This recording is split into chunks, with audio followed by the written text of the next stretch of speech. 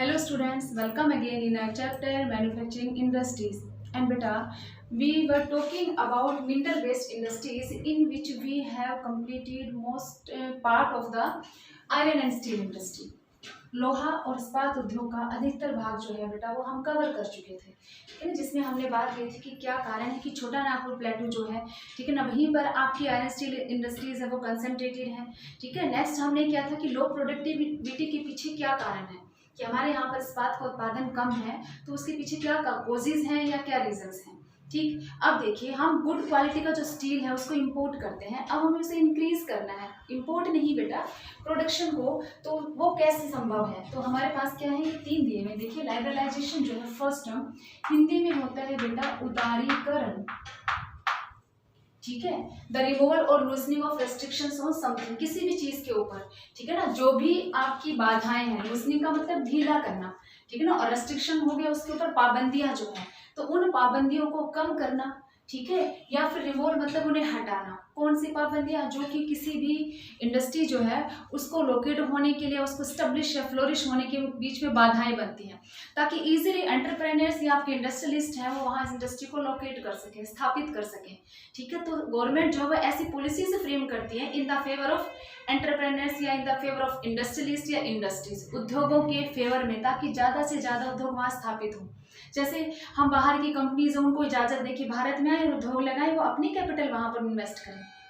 ठीक है, दूसरा जो भी टैक्स है उन चीज़ों पर उसको हम कम कर दें, ताकि इजीली इंडस्ट्रियलिस्ट जो है वो उन चीज़ों को इकट्ठा कर सके, ठीक है ना, और इंडस्ट्री उसको लोकेट कर सके। लोन देने के अंदर भी गवर्नमेंट जो है इंडस्ट्री लोकेट हो तो सस्ती दर पर लोन दे, तो ये क्या हो जाते हैं आपके लाइबरलाइजेशन, मतलब उदार हो जाना, ठीक है ना, जिससे कि उद्योग जो है वो लाभान्वित हो, उन्हें फायदा हो बेटा, और ज़्यादा से ज़्यादा आपके क्या वहाँ पर पनपे या फ्लोरिश हो। तो स्टील के लिए हम ये बात कर रहे हैं कि फर्स्ट आपका है लाइबरलाइजेशन, उदारीकरण किया, गवर्नमेंट ने ऐसे रेस्ट्रिक्शंस हटा दिए जो बाधाएं बनते हैं, ठीक है ना, उनके पनपने में या उनके लगने में। नेक्स्ट आपका है फॉरेन डायरेक्ट इन्वेस्टमेंट, ये होता है बेटा फॉरेन डायरेक्ट इन्वेस्टमेंट, ठीक है, और हिंदी में हम इसे बोलते ही लिख लेते हैं प्रत्यक्ष विदेशी निवेश। इसका मतलब क्या है कि हम किसी भी फॉरेन कंपनी जो उसमें पैसे लगाते हैं, या हमारी कंपनी में कोई भी और फॉरेनर्स है वो अपनी मनी जो है वो उसमें लगा सकते हैं। देखिए, इट इज एन इन्वेस्टमेंट, ये एक ऐसा निवेश है in the form of A controlling ownership, कि वो मालिक बनता है, ठीक है ना, ओनरशिप का मतलब स्वामी हो गया है, ठीक है ना, नियंत्रण में रखता है किसी को भी, कंपनी को, इन अ बिजनेस, ठीक है ना, बिजनेस को in one country bye an entity based in another country, एक देश से दूसरे देश के अंदर भी, जरूरी नहीं पर्टिकुलर एक, जैसे हमारे यहाँ पर भी ऐसे बहुत सारी मल्टीनेशनल कंपनीज है बेटा, ठीक है ना, इंडिया के अंदर, जिनकी ओनर है वो इंडियंस नहीं बाहर है, रिसोर्सेज हमारे हैं, संसाधन हमारे हैं, लेकिन वो जो कंपनीज है उनको चलाने वाला जो काम है वो आपके बाहर के लोग करते हैं, ठीक है ना, फॉरेनर्स हैं वो करते हैं। गुड़गांव के अंदर, फरीदाबाद के अंदर, दिल्ली के अंदर, इनमें से बहुत सारी कंपनीज है, जैसे हम सुनते हैं परफेक्टिडा मिल आपकी जो गुड़गांव में है, एलपल्ली पे जो आप खाते हो, ठीक है ना, तो ये सब कौन सी है, ऐसी ही और बहुत सारी हैं, कि इन सब के ऊपर जो ओनरशिप या कंट्रोलिंग का जो काम है वो आपके विदेशी हैं, लेकिन रिसोर्सेज और लेबर जो है वो किसके, भारत के, मतलब कैपिटल इन्वेस्टमेंट का काम, पूंजी लगाने का काम है वो लोग करते हैं। हमें पूंजी मिल गई, एम्प्लॉय मतलब उनकी पूंजी लग गई तो हमें पूंजी नहीं लगानी पड़े ना, तो हमें रोजगार मिल गया, एम्प्लॉय हो गए, रिसोर्सेज हमारे और कंपनी जो है वो स्टेब्लिश हो गई।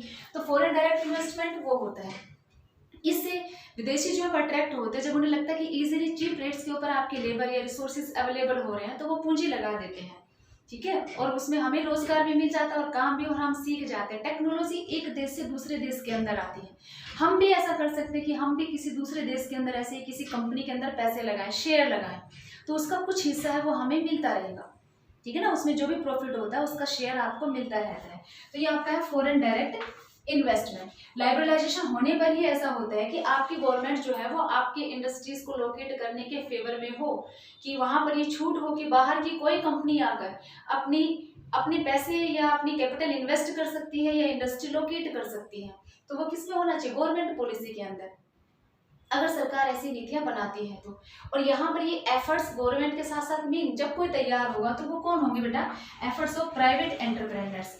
आपके जो निजी उद्यमी है वो ये प्रयास करते हैं कि वो अपने पैसे अपने देश के साथ साथ बाहर की कंपनीज में भी लगाना, ठीक है ना, उनका भी हमें शेयर मिलना, ठीक है ना, या फिर बाहर की जो है वो भारत के अंदर लगाना ताकि हमें रोजगार मिलना, ठीक है, दूसरा टेक्नोलॉजी को सीखना, फिर अपनी कंपनी है वो लगाना। तो ये 3 टर्म्स है जिनकी वजह से अब धीरे धीरे आपका जो उत्पादन है वो हमें लगता है कि वो आपका इंक्रीज होगा। किसका बेटा, आपका स्टील का, ठीक है। अब देखिए, अब हमें देखना है बेटा आपके आयरन स्टील प्लांट है वो इंडिया में कहाँ कहाँ पर है। तो ये हम कैसे करेंगे, with the help of map में देखिए आपका जो मानचित्र देखो बेटा दिखाया जा रहा है, इस मानचित्र के अंदर हम देख रहे हैं आपके आयरन स्टील प्लांट्स ना, लोहा इस्पात क्या बोलते हैं आप बेटा, संयंत्र, लोहा और इस्पात संयंत्र देख रहे हैं इंडिया का। तो देखिए सबसे पहले आप वेस्ट बंगाल में आ जाइए। वेस्ट बंगाल में आपके 2 है बेटा, बर्नपुर और दुर्गापुर, है ना, आयरन स्टील प्लांट। फिर आगे आ जाइए बोकारो, झारखंड के अंदर, ठीक है। ये तीनों जो है ये आपके गवर्नमेंट के अंदर आते हैं, ठीक है, मतलब गवर्नमेंट जो है वो विदेशों के सहयोग से इनको लगाया हुआ है। तो ये सब इंटीग्रेटेड स्टील प्लांट है। फिर और आगे आ जाइए झारखंड में ही जमशेदपुर, ये है आपका टाटा आयरन स्टील कंपनी, जिसे जमशेद जी टाटा ने लगाया था। ये आपका क्या है, प्राइवेट सेक्टर का हो गया, ठीक है। उड़ीसा में आ जाइए बेटा, राउरकेला, ठीक है ना, जर्मनी की सहायता से लगाया गया है। ऐसे ही आपका भिलाई है, ये छत्तीसगढ़ के अंदर आ जाइए, SSR है उसकी सहायता से ये लगाया गया, सपोर्ट से लगाया गया है। फिर आगे नीचे आ जाइए, अब कर्नाटका में आए, 2 दिए में बेटा आपका, एक है आपका विजयनगर, ठीक है, और एक है आपका Bhadravati limited after the name of great engineer doctor Visvesvaraya के नाम से, ओके। फिर आ जाइए तमिलनाडु में आपका है एक सलेम, ठीक। ये हो गए बेटा आपके steel plants. One is left beta Visakhapatnam steel plant and it is an integrated steel project and first shore based To the next बेटा, अब हम आते हैं नेक्स्ट मिनरल बेस्ड इंडस्ट्री ना, एल्यूमिनियम स्मेल्टिंग, हिंदी में हो जाता बेटा आपका एल्यूमिनियम स्मेल्टिंग हो जाएगा प्रगलन। आयरन और स्टील किया था, अब हमें करना है एल्यूमिनियम। तो एल्यूमिनियम के लिए आपका रॉ मटेरियल क्या होता है बेटा, बॉक्साइट, है ना, पढ़ा है आपने। और बॉक्साइट और जो है उसी से आप क्या एल्यूमिनियम बनाने का काम करते हैं।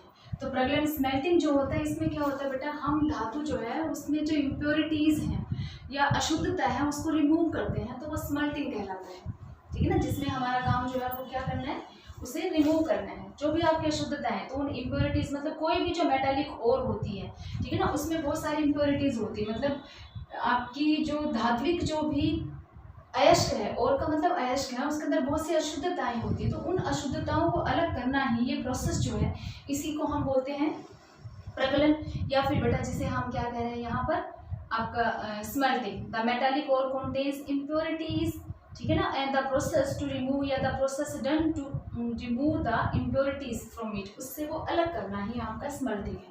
अब आ जाइए बॉक्साइट से हमें करना है, तो देखिए आपका एल्यूमिनियम स्मेल्टिंग है सेकंड मोस्ट इंपॉर्टेंट, दूसरे नंबर का है भारत में मेटालर्जिकल इंडस्ट्रीज के अंदर धातु शोधन का जो काम किया जाता है। शोधन मतलब शुद्ध करना है, इट मीन्स हमें उसमें क्या करना है, अशुद्धता अलग करनी है और को। जैसे हमने आयरन स्टील है उसको भी मेल्ट 2 बार किया, पहले मेल्ट किया था, ठीक है ना, उसमें कोकी कोल की हीट देकर लाइमस्टोन मिलाकर, फिर उसके बाद एक बार दोबारा शेप देने से पहले।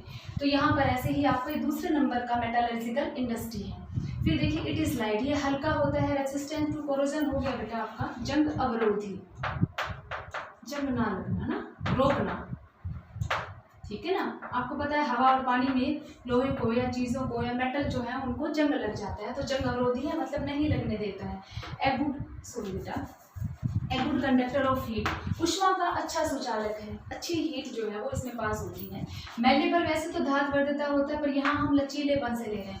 आपने मेटालिक और नॉन मेटालिक साइंस में पढ़ा होगा ना, आपके मिनरल्स के 2 टाइप किए थे बेटा, मेटालिक एंड नॉन मेटालिक। तो मेटालिक में आपने क्या था, जब आप उसको हिट करते हो, उस पर चोट करते हो, तो वो टूटते नहीं हैं। नॉन मेटालिक जो है जैसे आपका लाइमस्टोन है, ग्रेफाइट है, ठीक है ना, इस पर आप चोट करते हो तो वो टूट जाते हैं, ब्रेक इनटू पीसेस। तो मेलेबल आपका वही चोट करने पर टूटता नहीं है, ठीक है ना, और वो लचीला होता है, वो आपका लंबा हो जाता है, तो आप उसे शीट्स के अंदर कन्वर्ट कर सकते हैं। डक्टाइल भी होता है, ठीक है ना, क्योंकि आप उसके तार भी बना सकते हैं। तो यहाँ पर बॉक्साइड है, ऐसे ही आपका लचीला है, कन्वर्टेड इनटू शीट्स, ठीक है ना, जैसे एल्यूमिनियम फॉइल है, ठीक है ना, आपने उसे फॉइल कर लिया, तो ऐसे ही आपके क्या मेलेबल है, लचीला भी है एंड बिकम स्ट्रॉन्ग, और ये मजबूत भी बन जाता है लचीला होने के साथ साथ, कब, जब हम इसमें कोई दूसरे और मेटल जो है वो मिला देते हैं।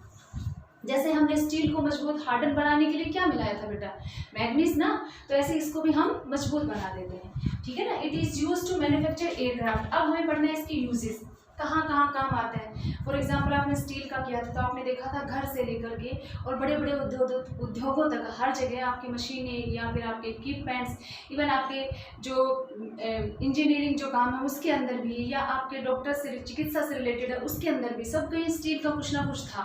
तो यहाँ हम क्या देख रहे हैं, एयरक्राफ्ट के अंदर या आपके यूटेंसिल्स मतलब बर्तनों के अंदर या आपके तार बनाने में, इन सब के अंदर आपके इस्तेमाल किया जाता है एल्यूमिनियम का। ठीक, नेक्स्ट देखिए, अब है आपका एल्यूमिनियम स्मेल्टिंग प्लांट्स कहाँ कहाँ पर है, आपके एल्यूमिनियम प्रगलन जो कारखाने हैं, ठीक है। तो आपके ये जो स्टेट्स हैं देखिए, ओडिशा में, वेस्ट बंगाल में, इसमें आपका नालगो, ठीक है ना, आपका नेशनल एल्यूमिनियम कंपनी, आपकी बुक में पिक्चर भी दी हुई आई थी ना। केरला बेटा, यूपी, छत्तीसगढ़ और महाराष्ट्र, तमिलनाडु, यहाँ पर आपके ऐसे एल्यूमिनियम स्मेल्टिंग प्लांट्स हैं। ठीक, अब इनके साथ साथ एक चीज़ और देखिए बेटा, आपका बॉक्साइट जो है, मतलब जो आपका रॉ मटेरियल बॉक्साइट, ये बहुत ही, आप ये कह सकते हो कि बल्कि या फिर डार्क रेडिश कलर का होता है, इसलिए इसको, इसकी जो प्रोसेस है प्रगलन की, वो कुछ वैसी ही है जैसी आपकी आपने आयरन से स्टील बनाने के अंदर की थी। देखिए इसको भी ऐसे ही प्रगलित किया जाता है, ठीक है ना, और उसे क्रश किया जाता है, फिर आपको एल्यूमिना बनता है। मतलब बॉक्साइट जो रॉ मटेरियल है, पहले बॉक्साइट, फिर आपका एल्यूमिना, फिर आपको मिलता है एल्यूमिनियम। टू द नेक्स्ट बेटा, अब हम कर रहे हैं आपका केमिकल इंडस्ट्रीज, है ना, रसायन उद्योग, रसायन उद्योग या फिर केमिकल इंडस्ट्रीज की बात करते हैं। आपका जो जीडीपी है उसमें आपका कंट्रीब्यूट करती है केमिकल इंडस्ट्री, वो आपकी बेटा 3%। मतलब हम ये कह सकते हैं कि इंपॉर्टेंट इंडस्ट्रीज हैं, क्योंकि in India it is the fast growing and diversifying, ठीक है, और it is the third largest in Asia. देखिए, थर्ड लार्जेस्ट इन एशिया, ठीक है, और बेटा 12th प्लेस रखती है किसमें, विश्व के अंदर, एशिया के अंदर तीसरा स्थान और पूरे विश्व के अंदर आपका 12वां स्थान रखती है। किस आधार पर, इसके आकार के आधार पर। इसीलिए ये छोटी भी और बड़ी दोनों इकाइयाँ होती हैं कि comprises both large and small scale industry, मतलब छोटे स्तर के उद्योग या लघु स्तर के उद्योग जिसे कहते हैं, और बेटा बृहत स्तर के जो उद्योग हैं वो भी साइज के अकॉर्डिंग, मतलब जिसमें ज़्यादा कैपिटल इन्वेस्टमेंट, ज़्यादा लेबर काम करते हैं, ठीक है ना, कॉम्प्लेक्स प्रोसेस होती है, तो आपके बृहत स्तर के होते हैं बड़े उद्योग। स्मॉल स्केल होते हैं छोटे स्तर के, कि आपकी कैपिटल इन्वेस्टमेंट भी लो है, आउटपुट भी लो है, रॉ मटेरियल है वो भी आप कम यूज़ कर रहे हैं, और आप लेबर्स जो हैं वो भी कम है। तो ये स्मॉल स्केल और लार्ज स्केल दोनों होती हैं। अब देखिए, आपकी जो केमिकल इंडस्ट्री जो है बेटा, वो आपकी दो तरह की होगी, ठीक है ना। इस रैपिड ग्रोथ के साथ साथ हम ये देख रहे हैं कि इनऑर्गेनिक और ऑर्गेनिक इन दोनों में है। तो इनऑर्गेनिक हिंदी में होता है बेटा अकार्बनिक, ठीक है, और ऐसे ही ऑर्गेनिक हो जाएगा आपका कार्बनिक। आपने साइंस में कई बार किया होगा, नाम से ही पता चल रहा है इनऑर्गेनिक है, इसका मतलब आपकी जो इनऑर्गेनिक जो इंडस्ट्रीज हैं मोस्टली बेटा ये आपकी मिनरल बेस्ड होती हैं। और जब हम केमिकल्स की बात करें तो इसमें कौन से आ गया आपका सल्फ्यूरिक एसिड, नाइट्रिक एसिड, अल्कालीज और सोडा, एक और है कास्टिक सोडा का भी। सल्फ्यूरिक एसिड जो है बेटा आपका, देखिए ये आपका यूज होता है manufacturing fertiliser, synthetic fibres, plastics, adhesives, paints या डाई स्टफ में इस्तेमाल होता है। ऐसे ही आपका जो नेक्स्ट सोडा ऐश जो है वो ग्लास में, शॉप्स में, डिटर्जेंट्स में, पेपर या इन सब में इस्तेमाल होती है। एक हमने लिखा नहीं कास्टिक सोडा, वो भी आपका इनऑर्गेनिक में आता है। ऑर्गेनिक जो है कार्बनिक, इसका मतलब हम कौन से ले रहे हैं कि जो जिसके अंदर आपके मेन जो है वो टाइटेनियम या कार्बन बेस्ड होते हैं, ठीक है। जैसे एग्जांपल हम ले तो आपका मेन कार्बन बेस्ड, उसमें आपके इनऑर्गेनिक जो है इसमें आपके मिनरल बेस्ड। तो कार्बन जो है या ऑर्गेनिक जो है उसमें आपके पेट्रोकेमिकल्स आते हैं जो इस्तेमाल होते हैं सिंथेटिक फाइबर में या रबर में या प्लास्टिक में या डाई स्टफ में, और इसकी तरह और भी इसमें बहुत सारे हैं आप अगर लेना चाहते हैं तो, जैसे आपके इसमें दे रखा है ड्रग्स में, फार्मास्यूटिकल्स में, इन सब में। तो organic chemical plants are located near all refineries और पेट्रोकेमिकल प्लांट्स, क्योंकि जहाँ पर ये होंगे वहीं पर ही बन पाएंगे, इसलिए इसके नियरेस्ट एरिया में स्थापित होती है। सबसे इम्पोर्टेंट या महत्वपूर्ण बात जो है आपकी केमिकल इंडस्ट्री की वो ये बेटा कि केमिकल इंडस्ट्री जो है वो अपने प्रोडक्ट्स की सबसे बड़ी कंज्यूमर होती है, ठीक है, मतलब जो ये बनाती है उन ज़्यादातर का उपभोग ये खुद ही कर लेती हैं। लार्जेस्ट कंज्यूमर का मतलब बहुत बड़ी उपभोक्ता खुद की है। जैसे हमने बात की थी ना कि हम अच्छे प्रोड्यूसर हैं दालों के अंदर, पर हम उपभोक्ता भी हैं, मतलब हम खूब सारी दालें लगाते हैं पर हम खुद भी ज़्यादा खाते हैं, तो उनमें से ज़्यादा हम उपभोग कर लेते हैं, कंज्यूम भी कर लेते हैं, producer as well as consumer. यही किया था लिगुमिनियस क्रॉप्स के अंदर ना बेटा। तो यहाँ पर जो हम बात कर रहे हैं कि इनऑर्गेनिक और ऑर्गेनिक जो है, या you can say chemical industry, ये रसायन उद्योग जो है वो अपने जो उत्पाद हैं कोई भी हो, इन उत्पादों का ज़्यादातर प्रयोग ये खुद ही कर लेता है फर्दर मैन्युफैक्चरिंग के लिए किसी और आपकी केमिकल इंडस्ट्री के अंदर। ठीक है, देखिए हम एग्जांपल लिख सकते हैं, because the finished product of a chemical industry is largely used as a raw material, उसे कच्चे माल के रूप में प्रयोग किया जाता है किसी दूसरी केमिकल इंडस्ट्री के अंदर। तो हम एग्जाम्पल लें, जैसे कि आपका कोई भी आपकी जो इंडस्ट्री है बेटा वो प्रोड्यूस करती है नाइट्रिक और हाइड्रोक्लोराइड एसिड मान लीजिए, ठीक है ना, एंड दोज एसिड्स में B used in pharmaceutical industry. तो फार्माकोटिकल इंडस्ट्री के अंदर इनको चाहिए, और वो भी अपने आप में क्या हो गई, वो भी अपने आप में रसायन उद्योग हो गए ना, केमिकल इंडस्ट्री हो गया।